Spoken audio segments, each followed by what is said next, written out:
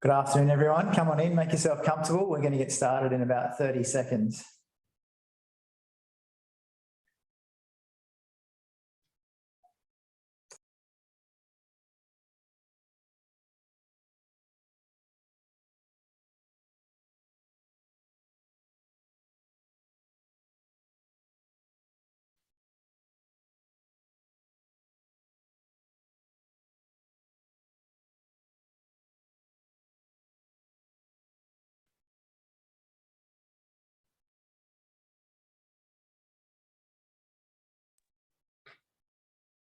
Hi, everybody. We'll just kick off in about 10 seconds, so make yourself comfortable and then we'll get going.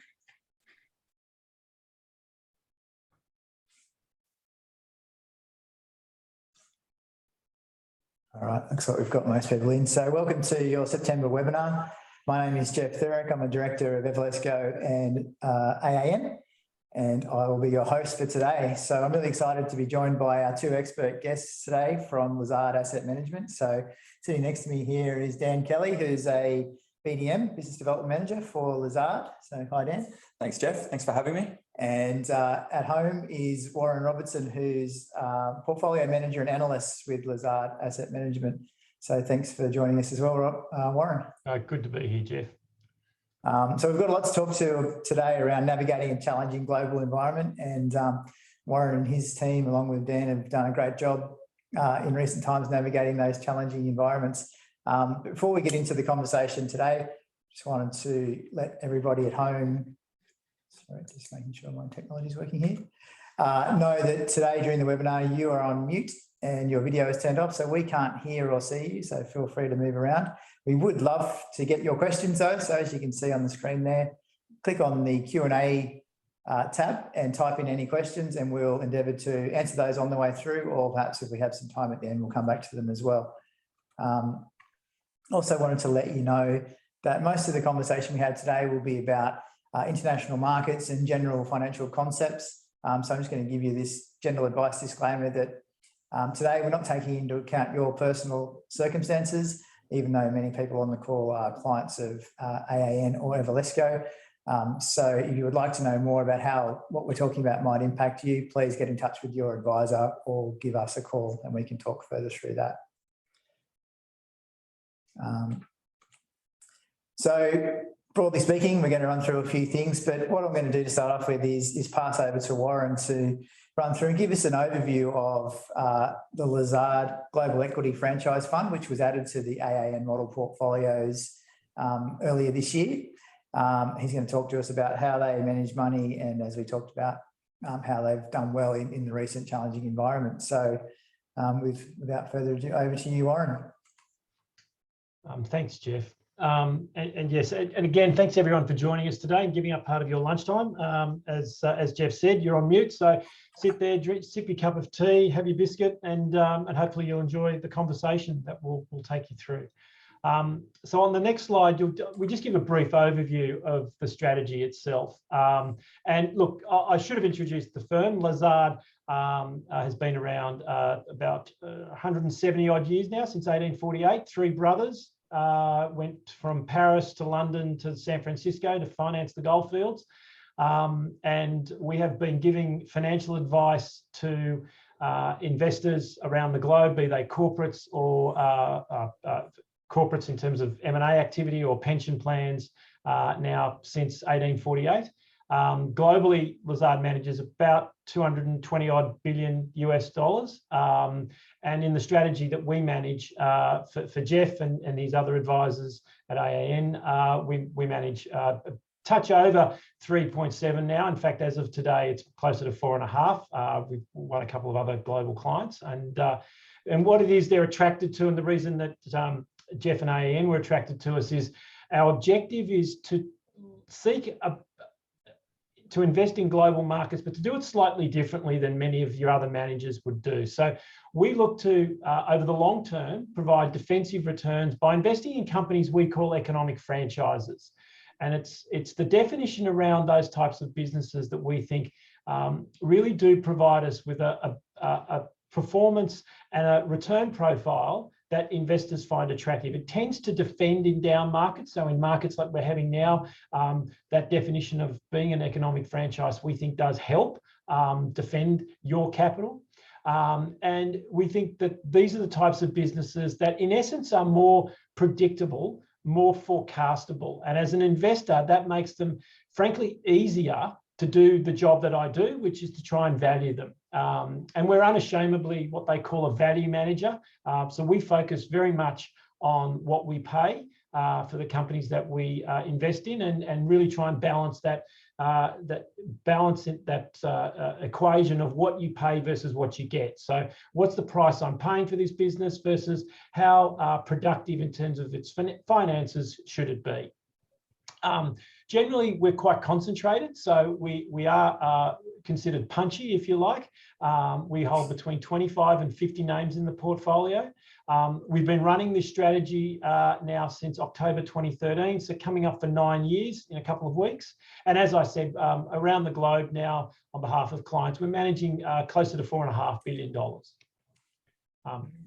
Thanks. This sort of just characterises the types of businesses that we want to focus on. And the importance here around an economic franchise, as we define it, is that concept of predictable earnings. So how forecastable is the business that I am looking to value? And what you've got here is a comparison of two businesses, one you've probably heard of, one you might have heard of. The one you've probably heard of is Tesla on the right-hand side of the chart, and the one that you might have heard of is Medtronic. Now, two very different earnings profiles, as you can see graphically there. Medtronic is essentially described as the 800-pound gorilla of the medical device industry. It has more patents and brand name and more patents and intellectual property value than virtually any other healthcare stock in the markets today. It essentially does defibrillators, stents, and cardiac devices for people. So some of you may have actually used some of their products, and hopefully they're working well for you. As a business, it generates a very solid, predictable operating margin. You can see that's quite a generous margin of around 25 to 30% typically. And you can see that their earnings profile's grown quite strongly over the last 2 decades. There's been a bit of volatility of late, and that's what created the opportunity, frankly, for us to buy into the stock. There was a bit of disruption around Obamacare and its introduction in the United States. But as a business, we think there's a very predictable platform there of placing cardiac medical devices in the growing population base that it serves, and doing it with very high operating margins. The one financial stat that's not shown on this chart that is important to understand is that Medtronic essentially earns a 100% return on its operating assets. Now, what that means is for every $100 of plant and equipment it has on the ground, it earns $100 of earnings.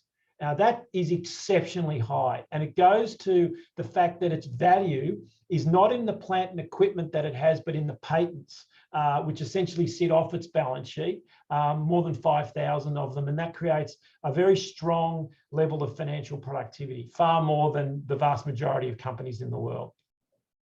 In contrast, Tesla, which undoubtedly you've heard of, you may have even seen his cars driving along the road. But as a business, though, what you can see is over its history, it's had a much more checkered past. It's lost more money than it's earned in the past. Its margins essentially followed that. So you've seen you've essentially been selling $100 of sales and earning less than $100. Sorry, costs have been more than $100. So it's a very patchy business. Now, it doesn't mean that it's not a good business, but it's just a much more difficult business to come up with a valuation of. You've really got to try and believe in the myth and the magic that is Elon Musk around valuing Tesla. And so for us, that's an investment problem that we think is best left for other people that are prepared to take on that risk, prepared to make those far more adventurous, if you want, predictions. We're more focused on companies like Medtronic that have an established operating base, an established business that produces very robust margins and earnings. And so I think it's a nice comparison to tell you the difference between the two types of businesses, the ones that we will invest in like Medtronic and the ones that we don't even consider for investment, such as Tesla. And Warren, if you don't mind me just jumping in quickly here, just to put this in a portfolio context, because I think it's a really good example, Medtronic versus Tesla. As you mentioned, what you pay is pretty important. And from a value investor's perspective, we typically like to buy companies that are trading below what the market says their value is today. From a growth perspective, this is a growth investor's view of the world. They're typically companies that have a superior growth potential out into the future. So Tesla would probably fit into that category. And I know the AAN investment committee have worked really hard over the past few years to make sure that there's some great growth managers in the portfolio, and our place in the world is to sit on that value side. And typically you get a bit of a smoother return when you're blending those growth managers with quality value managers as well. Yep, good point. So that's the importance of diversification. So not only within the asset classes, which is shares versus property, international or Australian, but also diversification within those asset classes and the different styles of managers, which helps to, as Warren said, protect from a risk viewpoint, but also add value over the long term to investors. So good stuff. That's a good place to start. And what we tend to find is that the companies that sit within our economic franchise universe fall into 5 buckets. Now, some companies may actually tick more than one of these buckets, and may be considered, companies that essentially have 2 sources of economic franchise, but they all typically have at least one.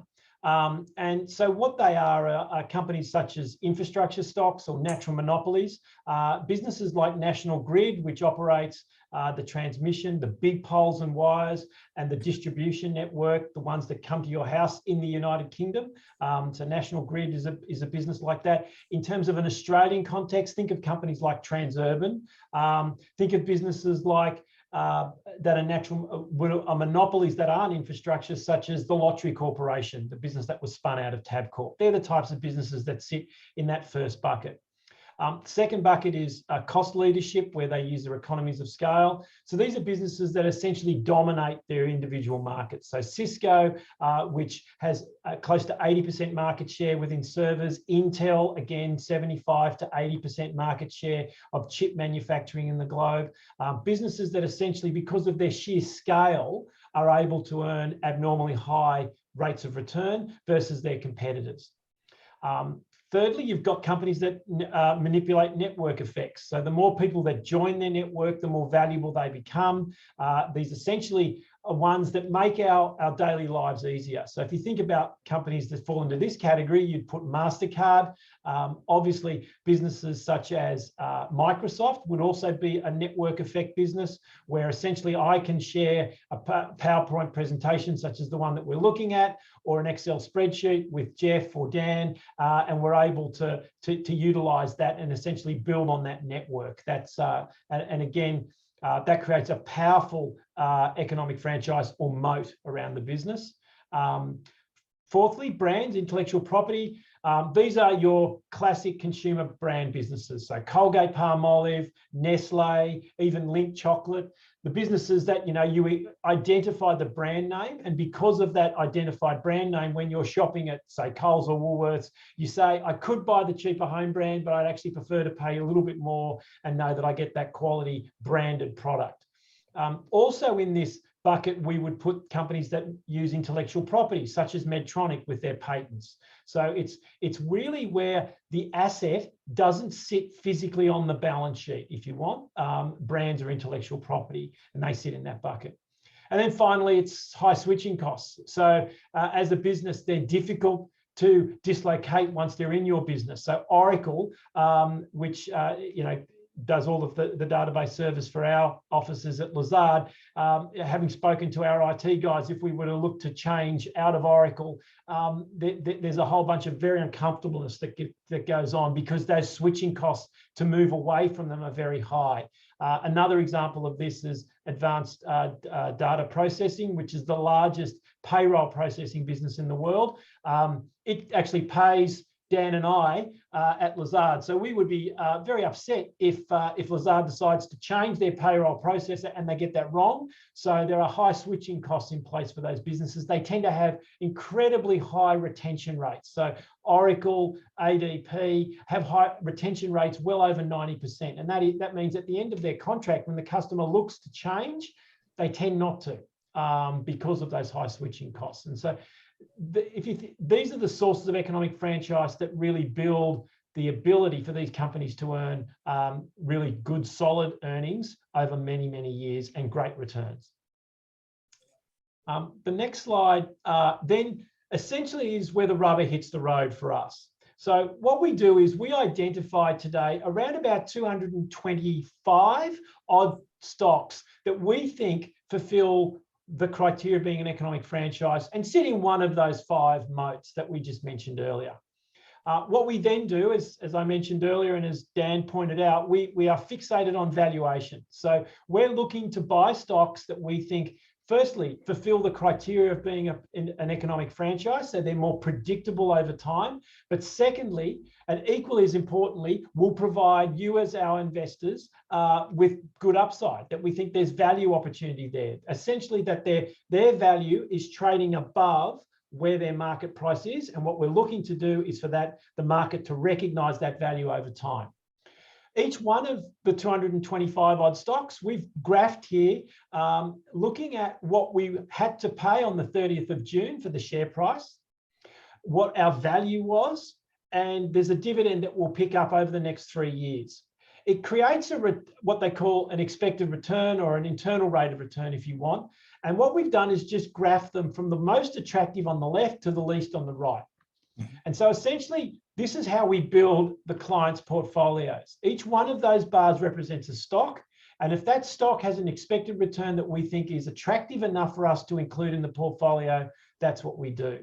So what you can see today is, of the 225 odd stocks, there's about 50 or 60 that we think produce an absolute positive return, and the majority are actually going to lose you money.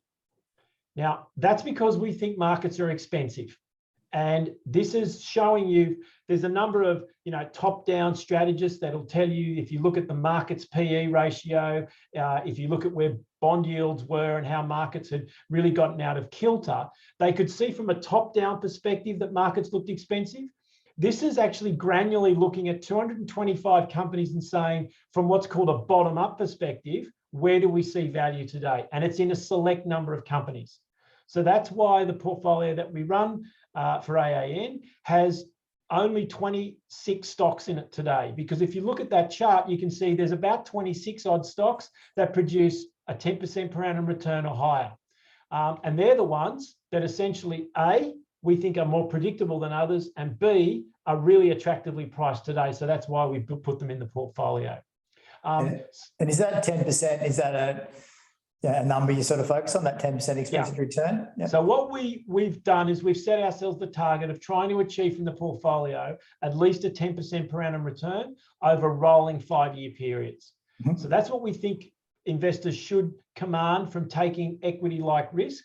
And that's where we think they should sit today. So in a normal investment market, Jeff, we would say, if you're going to buy equities, you want a 10% per annum return. If you're going to invest in cash, you're going to want a 3% return, bonds about 5 to 6, and as I said, equities 10. And so that's in terms of what we would describe as a normal capital markets line and what the returns we would think you would want from normal investments in those type of asset classes. The reality is you haven't been able to get 3% in cash, still can't today. You haven't been able to get 6% out of bonds. And if you just invested in normal equities, we didn't think you were going to get 10% either. So you've got to be really selective about achieving that sort of end result, and also understand that markets had been, in our opinion, stretched for some time now. And we're seeing what is a scenario that we thought would play out at the moment with the volatility that we're seeing today. Okay. And this is a really nice, with the nice pretty colours on there to sort of look at the different sectors. And how much of a impact does that have? Not the colour specifically, but which sectors they're investing in on, what you're looking at. Look, it's a really good question, Jeff, and it's a good point to make. So these are coloured here by what they call GIC sectors. It's, the MSCI, which is one of the big indices around the world, categorises companies in these sectors, and we use this as a way of illustrating diversification in the portfolio. What you can see is stocks that are considered consumer discretionary, we think are attractive today. If I tell you that one of them is IGT, which is a lottery concession business, very similar to the Lottery Corp, it's kind of not the same business as Coach Handbags, which is now called Tapestry, which is the number 2 business, but they're lumped into the same bucket. Yeah. What we don't own, and what we, because of around the volatility in terms of earnings, so we won't own miners in this portfolio, so you'll never see BHP or Rio. We won't own oil stocks, so you'll never see Shell, BP globally, or even Woodside domestically. You won't see in this portfolio a lot of banks or insurers. So it will be typically the financials that we may invest in would be more like the ASX, where they have a monopoly on the trading of shares on the exchange. But we don't invest in even, we won't even consider for investment even the major banks of Australia, even with their dominant market positions here. The reason is we think that in the long run, bad debt provisions and credit growth is really hard to predict. And outside of Australia, banking is a far more competitive business. And so returns not only are more volatile, but actually are below what you would want to have in terms of the types of assets that we look at. So it is really selective. I mean, there are 5,000 odd stocks in the MSCI World Index, and only 220 odd of them make it into this very select group of companies that we will invest in. Yeah, great. Thanks for that. So to give you some examples of stocks that we have invested in and have made money out of and may in fact own still today, I'll just run through some names. H&R Block is the number 1 tax agent in the world. It actually prepares 1 in 6 tax returns in the United States. It has a cohort of very sticky customers, what they call assisted. So these are people that pay around about $200 to $250, where they typically would sit across the table or have a Zoom conversation with a client, and they would lodge their tax return for them. And so the tax agent at H&R Block would, typically spend a number of hours lodging that tax return, preparing it, and putting it in. And they're very important clients to H&R Block, but they're also, H&R Block is a very important source of income for those particular clients.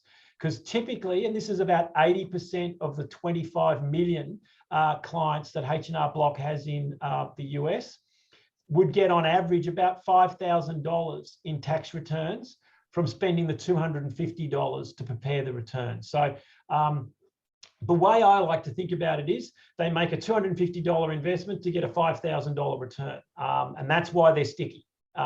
There's been some clients that have moved across to online, such as TurboTax and H&R Block's own online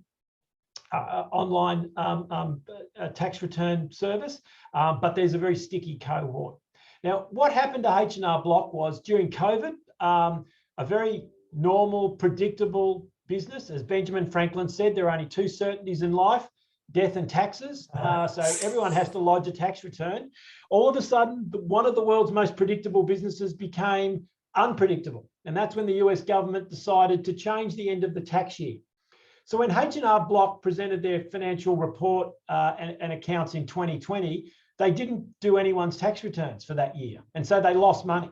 The market hated it. They thought that, COVID's exposed the problems of the H&R Block business. No one wants to do assisted returns anymore because no one can communicate with people. They've got to all move online. That's going to destroy their business. And H&R Block fell quite appreciably in price.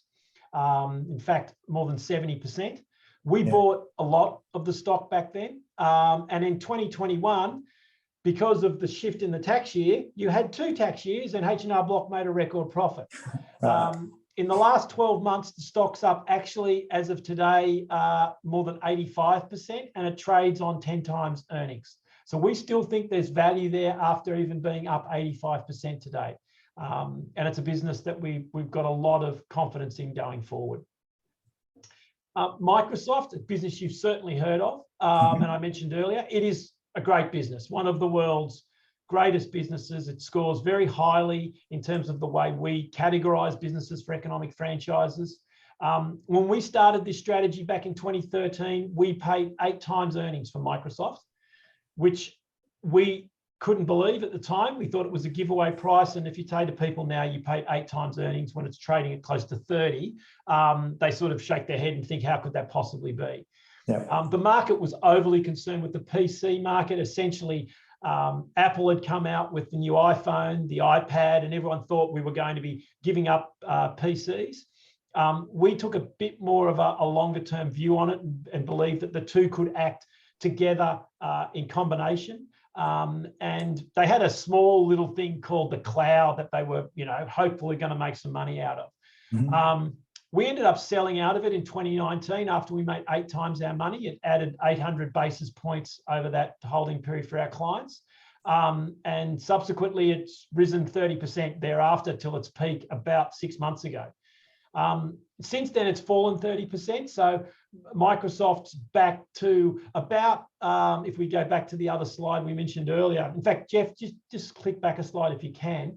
So Microsoft today sits at about stock number 100 in our rank. So it's not the most expensive stock in the world, but it's still not attractive enough for us in terms of upside for us to buy. It is a wonderful business. There is no doubt about it. It will grow, we think, appreciably faster than a business like H&R Block, but you're still paying, we think, a little too much for Microsoft today, and so it hasn't yet made itself back into our portfolio. Okay. Next slide just runs through a couple of other stocks that we own. I've mentioned IGT, the comparable business to the Lottery Corp. IGT runs lottery concessions in more than 100 countries around the world, where it is the monopoly provider. It also has a legacy gaming machine business where it manufactures poker machines, and it still has the #1 largest share in the United States, although it's being nipped at every day by companies like Aristocrat. There was a merger between the lottery business and the gaming machine business back in 2014, late 14, early 15. And since that time, the combined IGT business has performed really well. It's beaten consensus or guidance 24 out of 28 quarters. So consistently doing as good or better than what the market's been expecting, even though you've had COVID and a whole bunch of other disruptions during that time. Today, stock trades on less than 7 times EBITDA. And this is really where it comes down to us saying, well, what am I paying versus what am I getting? I'm getting a business that in essence is similar to the Lottery Corp, similar to Aristocrat. Possibly Aristocrat's got better gaming machines and grows, it has grown faster. But it's very similar to the Lottery Corp that both trade on 13 times EBITDA. One of IGT's competitors, Scientific Games, which also did gaming machines and lotteries, sold out of their lottery business late last year, and they've got 12 times EBITDA. So you've had a number of trades that are for similar businesses trading on twice what IGT trades at, and that's why it sits at one of the most attractive stocks in our rank, and it's why we've got a very big position in IGT today. It makes up 6% of our portfolio. Okay. And then finally, Omicron, not to be confused with the COVID variant. So Omnicom, not Omicron, is the world's 2nd largest advertising agency. It's multi-channel, multi-market player. So it has a number of different brands, and you don't see the Omnicom brand. You see BDO and Clemenger brands in Australia that they own. The market has been concerned for a number of years about how these advertising agencies will be able to compete against the likes of Facebook and Google. against some of the IT consulting firms which have been nipping at their heels. So businesses like KPMG and Arthur and the old Anderson business, which is now called Accenture, doing sort of advertising type consulting businesses. And a number of their clients moved to this new strategy called ZBB, which is zero-based budgeting, which is essentially saying, well, instead of just starting off with an advertising budget of $5 or $10 million, we're going to start with a budget of 0 and try and build from there. And Kraft Heinz was one of the businesses that we looked at that were employing this low-cost advertising model. Interestingly, during that entire period, those businesses still grew 4.5% per annum. So still grew at basically their historical growth rates, around 4.5–5%. COVID did disrupt this business. We saw revenues down 5%, which was better than many businesses around the globe. And they were able to produce flat earnings during that time. So this is a stock that we think's had a number of bad news. We think it's coming through that. The recent guidance is that they'll go back to around 4.5–5% growth, this GDP plus style revenue growth that they talk about.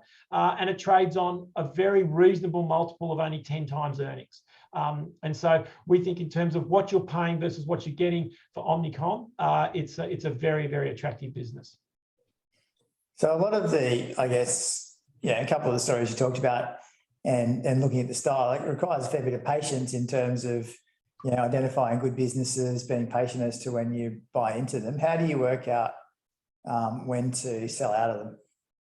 Yeah, great question, Jeff. And it goes back to it tends to work this way. If you go back to the value rank slide that we brought up earlier, go back about 2 or 3 slides, that really does demonstrate it beautifully for everybody. And look, whether I'm talking to our biggest client that we manage now about $1.5 billion for, or our mum and dad clients, it's the same story, it's the same portfolio, and it's the same rationale, frankly.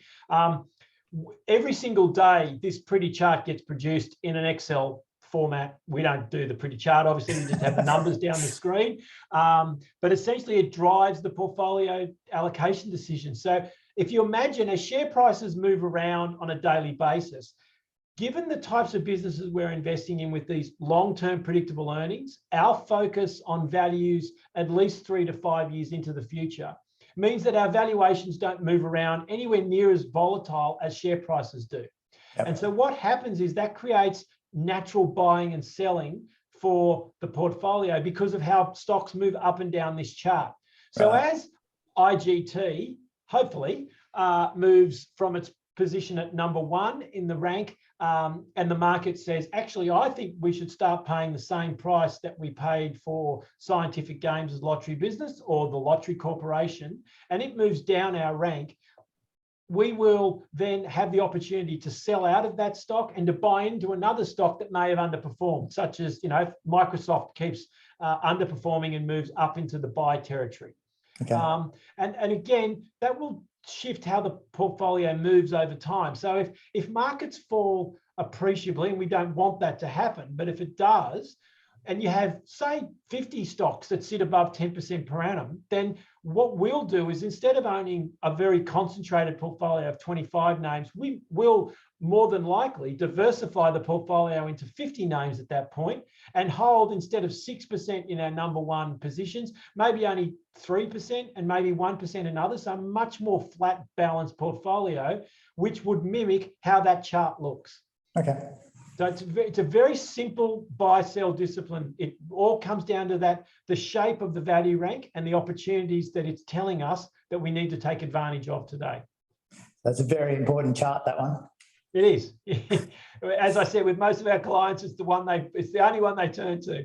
Yeah. This is often one that they'll also want a little bit of a chat about. So how performance has been, you can see here, particularly over the last year, since we've been with the ANN network, you've seen the portfolios perform very strongly in what's been difficult investment markets.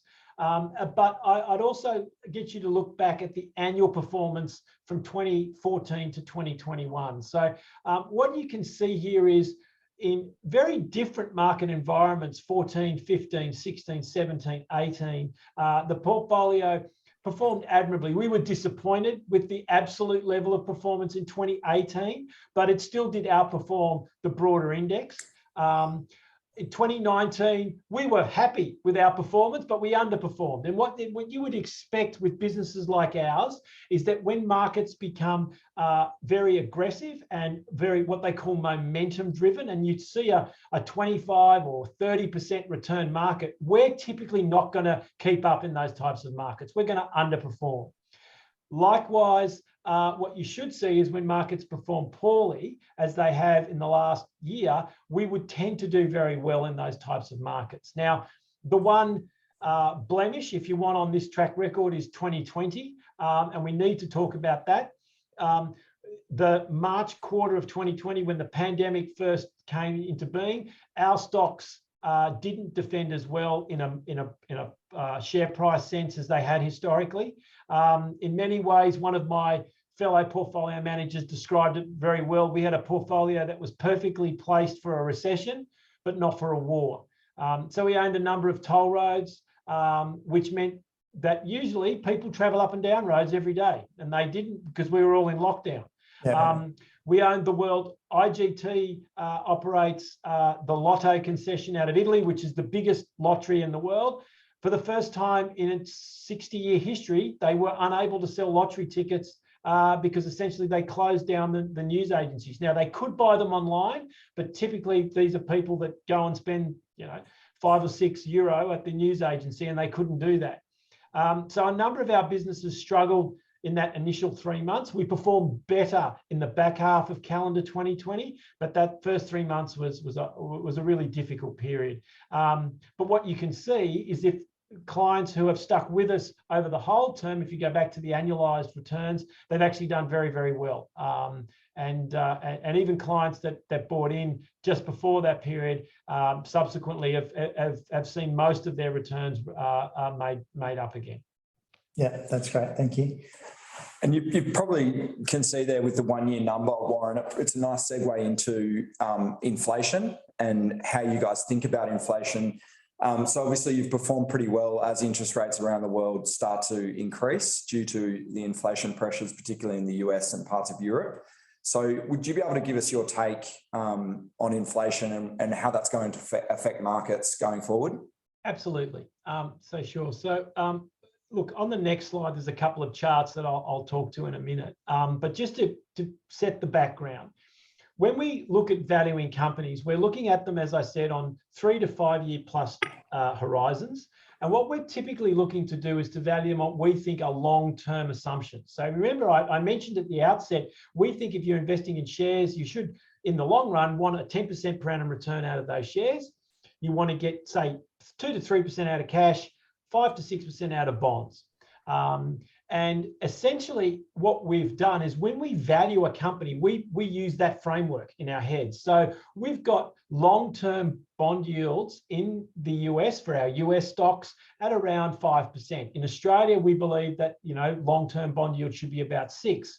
So we've always been using that long-term assumption because we think in the long run, inflation will come back to around about 2 to 3% for the globe. Now, it's been a lot lower than that for the last decade. In fact, you could make the argument that central bankers only had one job in the last decade, and they got it terribly wrong. They were meant to keep inflation at about 2%, and none of them achieved that end goal.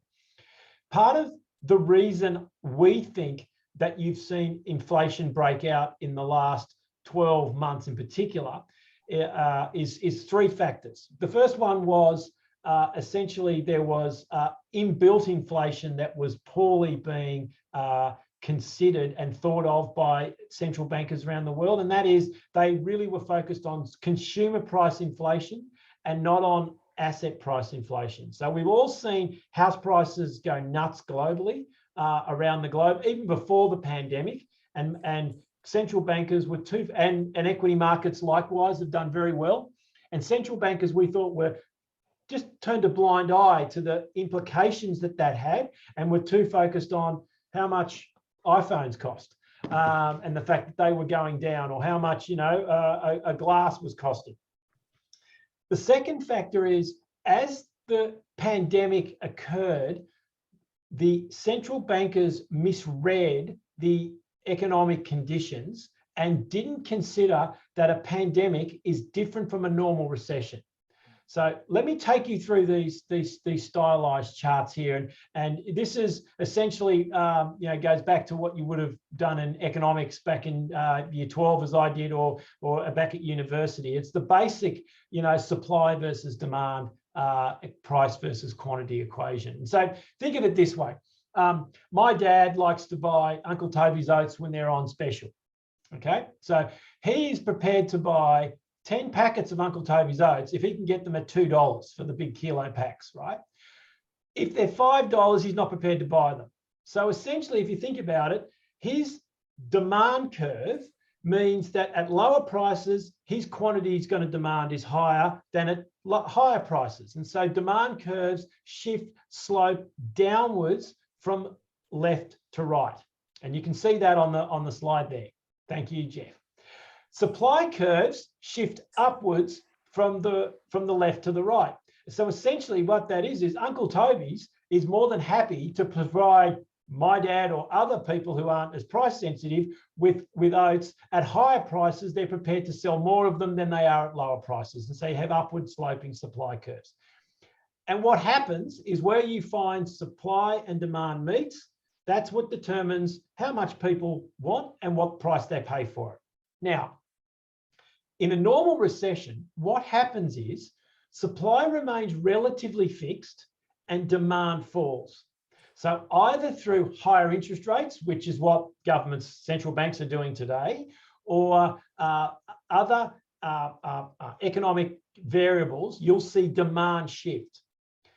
And what that means is that essentially, if supply remains relatively fixed and demand shifts down, it's deflationary. It means that if I need to sell my product, and because I'm still producing the same number of Uncle Toby's Oats containers, I've got to sell them at a lower price to get rid of them. And so that's why in normal recessions, it's deflationary, what happens in economic conditions and markets. Go to the pandemic, which is on the right-hand side, and it's a slightly different story. It's a little more confusing. Yes, what happened though in the pandemic was demand didn't shift first. The first thing to move was supply. You weren't allowed to go and shop. You weren't allowed to make the Uncle Toby's packets. You weren't able to make the widgets, if you like. So supply, which is a very unusual circumstance, moved to the left. Yeah. And at the same time, demand also moved down. Now, what that does to prices is less clear. If supply moves more than demand, it's inflationary, actually. If demand moves more than supply, it's deflationary. Prices will fall. So it wasn't as clear during the pandemic as it is in a normal recession. The pandemic was more like a war. So typically what happens in a war is supply does move. Why? Because if we go back to the Second World War, men left the country and went off to fight. And you know, the slack in terms of manufacturing had to be picked up by women. So it's more a war-like footing in a pandemic than what a normal recession is. The unfortunate circumstance was twofold. One is, as you come out of the pandemic, and as we were throwing money at people to go and spend, we could move the demand curve out. So we could put $10, $50, $100 in my dad's pocket, and he can go and buy more Uncle Toby's Oats if he wants to. The problem was Uncle Toby's couldn't produce them. Yeah. And if you think about a coffee shop, I can take my $10 and go to the coffee shop and buy 2 coffees, or maybe 1.5 coffees today, given where coffee prices are. But if I give $1,000 to the coffee shop owner, he can't go and buy a new coffee machine because he's got to put it on order. He's got to go and find a barista. So shifting the supply curve back out is a much more difficult task than shifting demand.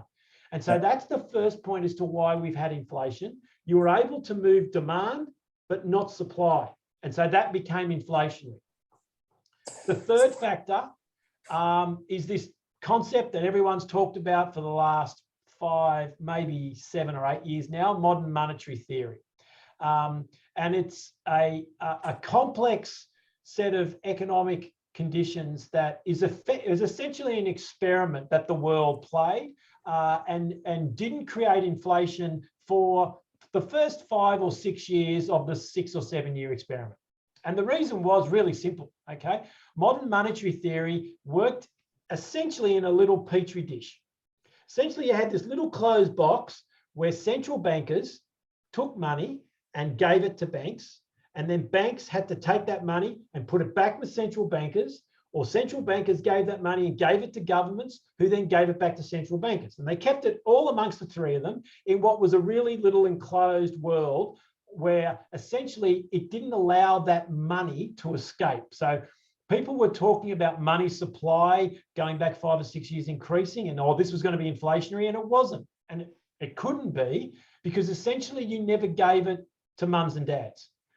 And there was a concept that Bernard Bernanke, who was the former Reserve Bank governor in the United States, the central bank governor of the United States, I should say. Sorry, Warren, just quickly, we've only got about a minute left. Okay. So if you just a quick summary of that. A real quick summary was what they did was they let the genie out of the bottle, and they let the experiment out of the central bank governments and banks. And they gave you and I, or more importantly, mums and dads in America, a lot of money. And that is what we think is going to lead to inflation being a much bigger issue. For the supply and demand constraints because of COVID, we think will probably take another 12 to 18 months. We think you're looking at maybe 3 to 5 years of inflation being higher than where people think it is. And that is the key main financial market risk that we see in going forward for the next 3 to 5 years, that inflation will be a problem that the central banks will not be able to get rid of very easily, because essentially we've just given way too much money to people, and that needs to work its way through the system.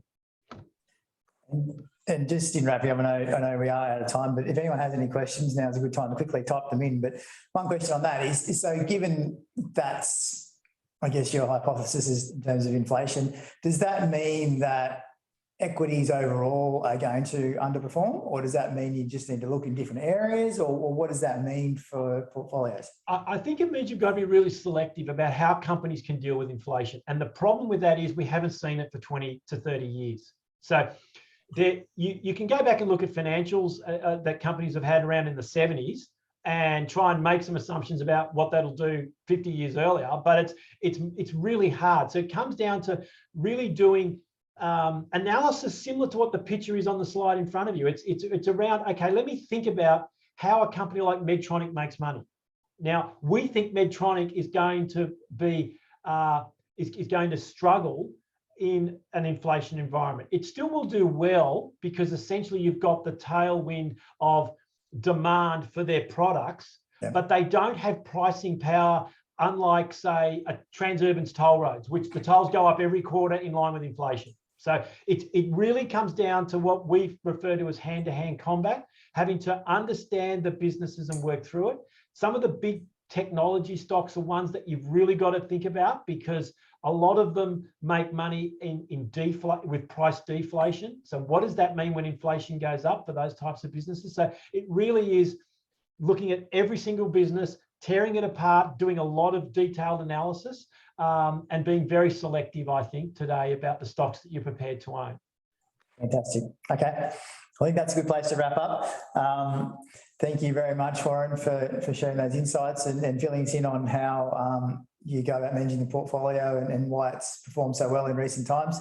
And thank you for the work that your team have done for our clients. And thank you, Dan, also for your input. For everybody at home, if you would like to know more about the fund and where it fits in the portfolio, please get in touch with your advisor and they can share some of that information. But for now, we'll say goodbye and thank you very much. Thanks, Warryn. Cheers, Jeff. Thanks very much, everyone, for joining us. Thanks, everyone.